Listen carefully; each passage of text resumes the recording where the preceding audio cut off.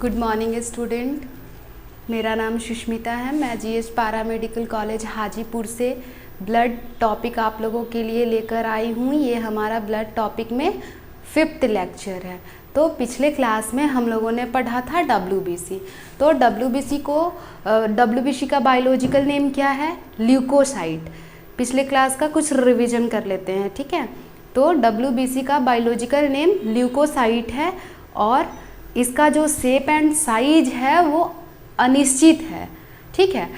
हम पिछले क्लास में WBC का पिक्चर भी बनाए थे, उसमें ये एक्सप्लेन किए हैं। अगर पिछला वीडियो आप लोग नहीं देखे हैं तो ज़रूर देख लीजिएगा, ठीक है, तब ये क्लास आसानी से समझ में आएगी।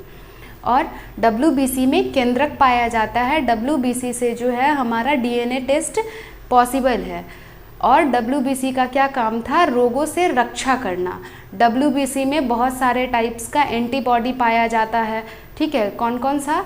जैसे टी सेल यहाँ पे लिखा हुआ है, लिम्फोसाइट, टी सेल जिसको लिम्फोसाइट बोलते हैं। टी सेल इसको इसलिए बोला जाता है क्योंकि यह जो है टी के आकार का होता है।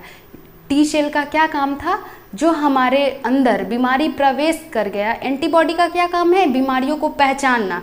जैसे कोई भी बीमारी है, कोरोना है, वो हमारे बॉडी पे अटैक कर रहा है, तो एंटीबॉडी क्या करेगा? उसको पहचानेगा जो ये बीमारी कौन है, ठीक है, और उससे लड़ेगा, उसको भगाना चाहेगा। वो डिफेंस का काम करेगा हमारे बॉडी के लिए। फिर भी अगर वो हार गया और बीमारी हमारे शरीर के अंदर आ भी गई तो उसको मारने का काम कौन करेगा? T cell. अब बीमारी तो मर गई, मगर वो ऐसे ही थोड़ी हमारे बॉडी में घूमता रहेगा। लाश उसका बीमारी का नहीं घूमता रहेगा। फिर उसको खाने के लिए कुछ चाहिए, तो उसको खाने का काम करता है मोनोसाइट, ठीक है। ये दोनों इसका मेन फंक्शन है। इसके साथ ये दोनों मदद करती है और लिम्फोसाइट को न्यूट्रोफिल मदद करती है, ठीक है। अब हम लोगों का आज क्लास है प्लेटलेट का। प्लेटलेट को क्या बोलते हैं? थ्रोम्बोसाइट। तो प्लेटलेट का कुछ इंट्रोडक्शन हम आप लोगों को दे देते हैं। प्लेटलेट का जो आकार होता है, शेप एंड साइज होता है, वो कैसा होता है? उत्तल लेंस की तरह होता है, ठीक है, बाई कनेक्टिव लेंस की तरह। और इसमें केंद्रक पाया जाता है। RBC में भी केंद्रक नहीं पाया जाता है, ठीक है। WBC में केंद्रक पाया जाता है, प्लेटलेट में भी नहीं पाया जाता है। मतलब हमारे ब्लड में सिर्फ WBC में ही केंद्रक पाया जाता है, प्लेटलेट में भी नहीं पाया जाता है और RBC में भी केंद्रक नहीं पाया जाता है। प्लेटलेट हमारे शरीर का क्या काम करता है? वो हमारे शरीर में ऊर्जा देता है, ठीक है। जैसे हम कोई भी काम करने जा रहे हैं, हमको काम तो बहुत करने का मन कर रहा है, मगर हमारे शरीर में एनर्जी ही नहीं है वो काम करने के लिए, तो हम काम कर पाएंगे सही ढंग से? नहीं कर पाएंगे। वैसे ही स्टूडेंट को पढ़ने का बहुत मन करता है, लेकिन उसमें उतनी एनर्जी ही नहीं होती है जो वो पढ़ पाए। तो WBC का जो काउंट होता है वो सही होना चाहिए, तभी हम लोग अपना काम सही से करेंगे। प्लेटलेट का नॉर्मल काउंट कितना है? 150,000 से लेकर 450,000 पर माइक्रोलीटर ऑफ ब्लड WBC का प्लेटलेट का नॉर्मल काउंट है। और WBC का भी नॉर्मल काउंट यहाँ पे आप लोग देख सकते हैं, यहाँ पे लिखा हुआ है, ठीक है। अब प्लेटलेट का जो है काम आप लोग जान लिए। नॉर्मली प्लेटलेट में केंद्रक पाया जाता है। प्लेटलेट से जो है हम लोग अपना DNA टेस्ट जो है, केंद्रक नहीं पाया जाता है प्लेटलेट में, इसलिए इससे प्लेटलेट से अपना DNA टेस्ट हम लोग नहीं कर सकते। अब प्लेटलेट की कमी से एक बीमारी होती है डेंगू, ठीक है। उसमें प्लेटलेट इतना डिक्रीज हो जाता है जो आदमी उठ भी नहीं पाता, पानी भी नहीं पी पाता। तो नॉर्मली नेचुरल चीज़ प्लेटलेट को बढ़ाने के लिए क्या क्या उपयोग कर सकते हैं? गिलोई उपयोग कर सकते हैं, एलोवेरा उपयोग कर सकते हैं, गॉड मिल्क यूज कर सकते हैं, फ्रूट्स यूज कर सकते हैं। बकरी की दूध बहुत ज़्यादा फायदेमंद है प्लेटलेट इंक्रीज करने के लिए, ठीक है। अब हम लोग यहाँ देखते हैं थ्रोम्बोसाइट। तो थ्रोम्बोसाइट जो है वो क्या है? These are also termed as blood platelet। Thrombocyte को क्या बोला जाता है? Blood platelet. They are spherical in shape, devoid of nucleus, having a diameter of 2.5 micron. तो इसका शेप एंड साइज जो है स्फेरिकल है, ठीक है, और इसमें जो है न्यूक्लियस नहीं होता है और इसका जो डायमीटर होता है वो 2.5 माइक्रोन होता है। अब प्लेटलेट का क्या फंक्शन है? प्लेटलेट का काम है फाइब्रिनोलाइसिस। फाइब्रिनोलाइसिस मीन्स जो ब्लड थक्का बनता है, ठीक है, उसमें जो फाइब्रिन होता है वो उसका बहुत इम्पॉर्टेंट फंक्शन है, ठीक है। अब इस क्लास के बाद हम बताएंगे ब्लड का थक्का कैसे बनता है, ठीक है, तो फाइब्रिनोलाइसिस उसमें बता देंगे, ठीक है।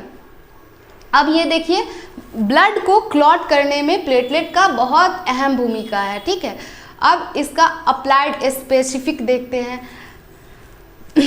अप्लाइड स्पेसिफिक में देख रहे हैं, normal blood volume in adult mail is about 5 litre and female about 3.5 to 4.5 litre. अब जो है फीमेल में, जैसा कि हम स्टार्टिंग से बताते आ रहे हैं, ठीक है, जो मेल में कितना ब्लड है, फीमेल में कितना ब्लड है, तो एक वयस्क पुरुष में सामान्य रक्त की जो मात्रा है वो कितना होनी चाहिए? 5 लीटर, और महिला में लगभग 3.5 लीटर से 4.5 लीटर होती है, ठीक है। समझ में आ गया? अब देखते हैं नॉर्मल वॉल्यूम, नॉर्मल वैल्यूज कितना है। आरबीसी का नॉर्मल काउंट कितना है?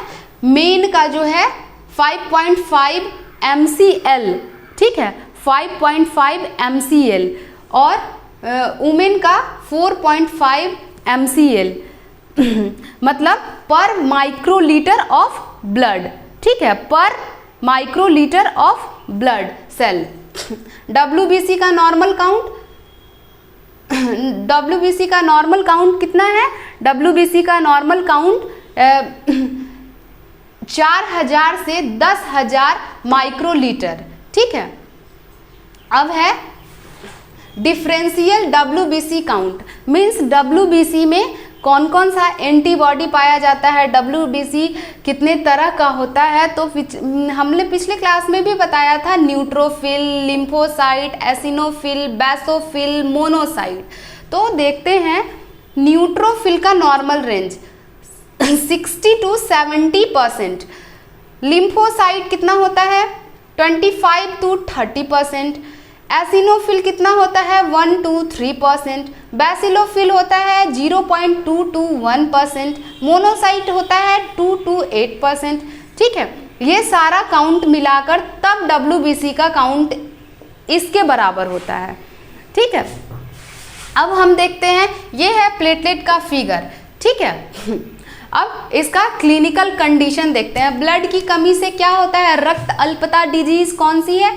फर्स्ट ऑफ ऑल बात आती है, सब लोगों ने इस डिजीज के बारे में सुना होगा, एनीमिया, ठीक है। तो एनीमिया किसे कहते हैं?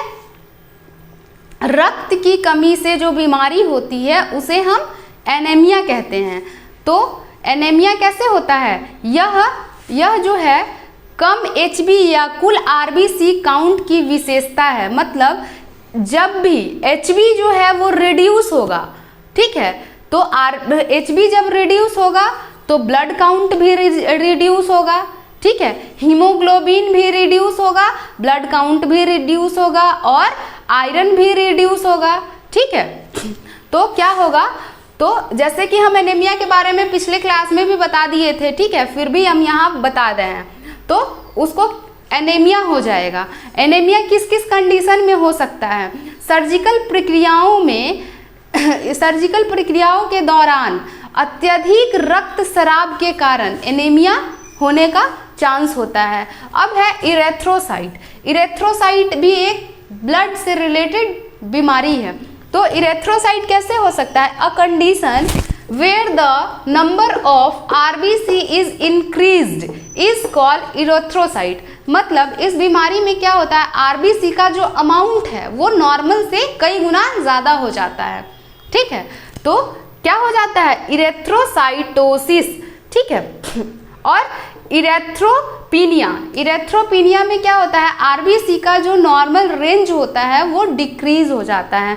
जैसे the condition is which number of RBC is reduce is called इरेथ्रोपीनिया।